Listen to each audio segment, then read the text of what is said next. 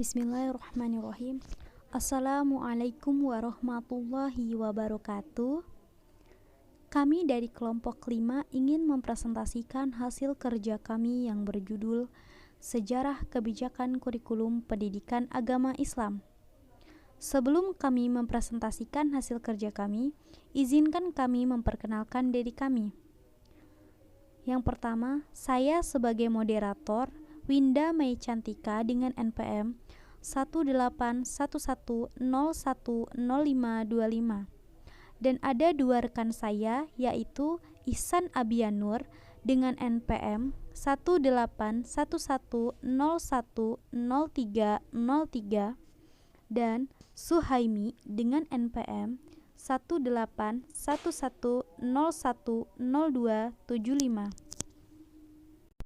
Di sini kami akan membahas sejarah kebijakan pengembangan kurikulum pendidikan agama Islam.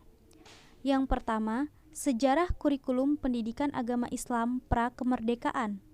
Yang kedua, sejarah kurikulum masa Orde Lama. Yang ketiga, sejarah kurikulum masa Orde Baru. Yang keempat, sejarah kurikulum masa reformasi. Yang kelima, kebijakan kurikulum perubahan yang komprehensif. Dan terakhir, kesimpulan. Sejarah kebijakan pengembangan kurikulum pendidikan agama Islam. 1. Sejarah kurikulum pendidikan agama Islam pra-kemerdekaan. Pendidikan pada pra-kemerdekaan dipengaruhi oleh kolonialisme. Hasilnya, bangsa ini dididik untuk mengabdi kepada penjajah. Karena pada saat penjajahan, semua bentuk pendidikan dipusatkan untuk membantu dan mendukung kepentingan penjajah. Selanjutnya, pihak penjajah yang merasakan perlu adanya pegawai rendahan yang dapat membaca dan menulis guna membantu pengembangan usaha, khususnya tanam paksa, maka dibentuklah lembaga-lembaga pendidikan.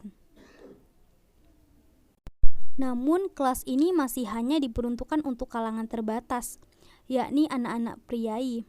Tujuannya, pendidik kolonial tidak terarah pada pembentukan dan pendidikan orang muda untuk mengabdi pada bangsa dan tanah airnya sendiri. Akan tetapi, dipakai untuk menanamkan nilai-nilai dan norma-norma masyarakat penjajah agar dapat ditransfer oleh penduduk pribumi dan menggiring penduduk pribumi menjadi budak dari pemerintah kolonial. Kedua, sejarah kurikulum pendidikan agama Islam masa Orde Lama. Kurikulum pada era Orde Lama dibagi menjadi dua kurikulum, yaitu yang pertama, kurikulum 1947. Kurikulum 1947 ini masih kental dengan corak sistem pendidikan Jepang ataupun Belanda. Oleh karena beberapa sebab, kurikulum ini dalam prakteknya baru dilaksanakan pada tahun 1950. Sebab itu banyak kalangan menyebutkan bahwa perkembangan kurikulum di Indonesia secara formal dimulai tahun 1950. Kedua, kurikulum 1952 sampai 1964. Dalam kurikulum ini, muatannya adalah pengajaran yang harus disampaikan pada siswa dalam bentuk mata pelajaran bahasa Indonesia, bahasa daerah, ilmu alam, ilmu hayat, ilmu bumi, dan sejarah. Sementara itu, pelaksanaan pembelajaran dalam kurikulum ini sebagaimana diatur dalam UU PPP, Undang-Undang Pokok Pendidikan dan Pengajaran Nomor 4 Tahun 1950. Selanjutnya muncul SKB 2 Materi tahun 1951 yang menegaskan bahwa pendidikan agama wajib diselenggarakan di sekolah-sekolah minimal 2 jam per minggu. Demikian, selanjutnya akan dijelaskan oleh dua rekan saya. Bismillahirrahmanirrahim. Assalamualaikum warahmatullahi wabarakatuh. Baiklah, di sini saya akan melanjutkan penjelasan dari saudari Winda Mei Cantika. Yang poin ketiga, sejarah kurikulum pendidikan agama Islam masa Orde Baru. Masa era Orde Baru sendiri telah terjadi 4 kali perubahan model kurikulum. Yang pertama, kurikulum 1968. Boleh dibilang kurikulum 1968 ini adalah penyempurnaan dari kurikulum 1964. Sejak kemerdekaan, Kurikulum ini menjadi model kurikulum terintegrasi. Fokus kurikulum ini tidak lagi pancawardhana, sebagaimana kurikulum 1964. Hanya saja, pelaksanaan pendidikan agama kebijakannya kurang lebih sama dengan kurikulum 1964. Yang kedua, kurikulum 1975. Di era ini dikenal istilah satuan pelajaran yang merupakan rencana pengajaran pada setiap bahasan. Sementara tujuan pendidikan dan pengajaran terbagi pada tujuan pendidikan umum, tujuan institusional, tujuan kurikuler, tujuan instruksional umum, dan tujuan instruksional khusus. Yang ketiga, kurikulum 1984. Boleh dibilang kurikulum 1984 ini adalah penyempurnaan kurikulum 1975. Model ini disebut cara belajar siswa aktif atau disingkat CBSA atau Student Active Learning atau disingkat SAL. CBSA memposisikan guru sebagai fasilitator, sehingga bentuk kegiatan ceramah tidak lagi ditemukan dalam kurikulum ini. Pendidikan agama dikuatkan melalui SKB 2 materi atau materi P dan K dan materi dalam negeri, yang mempertegaskan lulusan madrasah juga bisa melanjutkan pendidikannya ke sekolah umum.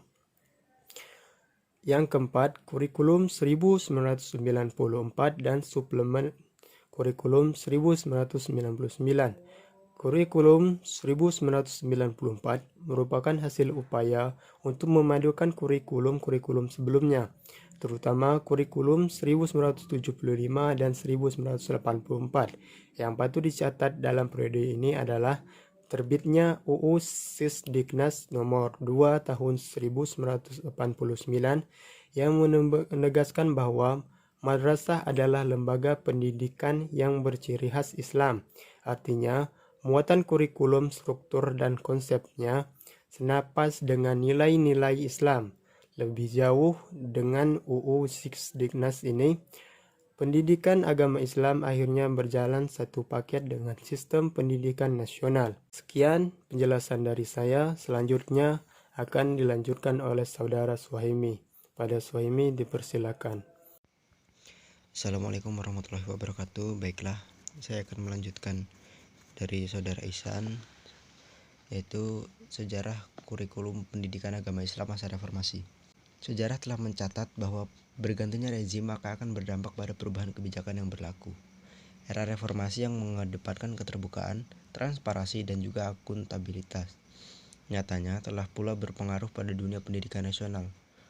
Kurikulum di era reformasi juga telah mengalami beberapa perubahan. Di antaranya adalah yaitu 1. Kurikulum KBK. Era ini memiliki visi untuk mewujudkan masyarakat Indonesia yang berdaya saing maju, sejahtera dalam wadah NKRI.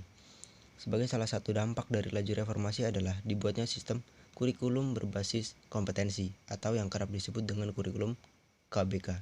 Karakteristik utama kurikulum KBK yaitu yang pertama, menekankan pencapaian kompetensi siswa, bukan tuntasnya materi. Yang kedua, kurikulum dapat diperluas, diperdalam, dan disesuaikan dengan potensi siswa, normal, sedang, ataupun tinggi. Ada lagi, yang ketiga, berpusat pada siswa, dan lain-lainnya.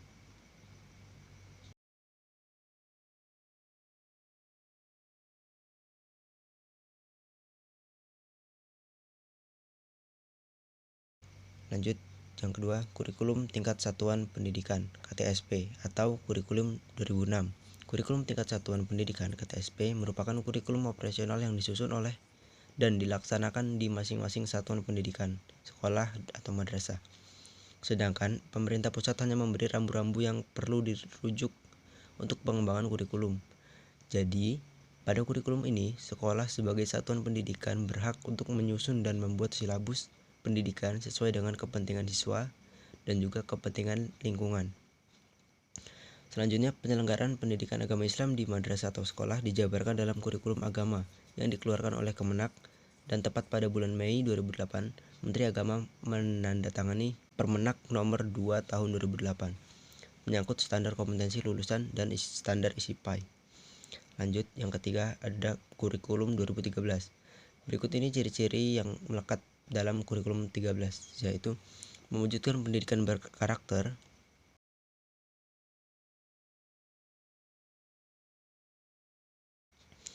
menciptakan pendidikan berwawasan lokal,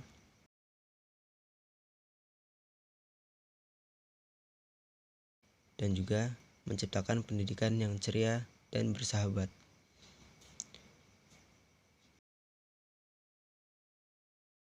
Lanjut, yaitu ada kebijakan perubahan kurikulum yang komprehensif. Ada 4 faktor yang menjebak atau kontroversial. Yang pertama, faktor yang bersumber dari birokrasi. Terutama ada harapan dan perlakuan yang berlebihan di kalangan birokrat mengenai peran kurikulum. Yang kedua, faktor yang bersumber dari penyusun kurikulum, terutama karena lemahnya dasar-dasar filosofis dan psikologis dalam penjabaran program kurikulum. Yang ketiga, faktor yang bersumber dari pelaksana kurikulum, terutama karena tingkat kompetensi dan profesionalisme yang kurang mendukung dari kalangan para guru. Yang keempat ada faktor yang bersumber dari ekosistem pendidikan, terutama karena tidak kuatnya dukungan sosial dan ketersediaan infrastruktur pendidikan. Sementara itu, untuk menghindari dualisme atau kurikulum ganda yang berkepanjangan dan beragam kerumitan, barangkali perlu dipertimbangkan. Yang pertama, pemerintah membuat pedoman pembelajaran sementara masa transisi atau kurikulum darurat sesuai Kemendikbud tentang darurat pendidikan atau apapun namanya. Yang kedua, pemberlakuan dimulai akhir semester genap tahun pelajaran pada semester genap, sehingga pada semester ganjil semua sekolah menggunakan dasar operasional pembelajaran yang sama. Dari uraian sebelumnya dapat dipahami bahwa pengembangan kurikulum yang kemungkinan berhasil lebih signifikan jika didasarkan atas dasar hasil studi yang teliti, kolaborasi konsep, dan bukti-bukti empiris yang ramah pada guru. Sementara itu, untuk memperbaiki kurikulum, maka perlu dilakukan perbaikan pada aspek substansi maupun teknis implementasinya dengan studi yang teliti dan didasarkan pada data empiris yang dipercaya, serta ramah kepada guru. Kesimpulan 1. Dapat disimpulkan bahwa kebijakan kurikulum pendidikan agama Islam di Indonesia mengalami berbagai perubahan, baik secara kuantitas maupun kualitas.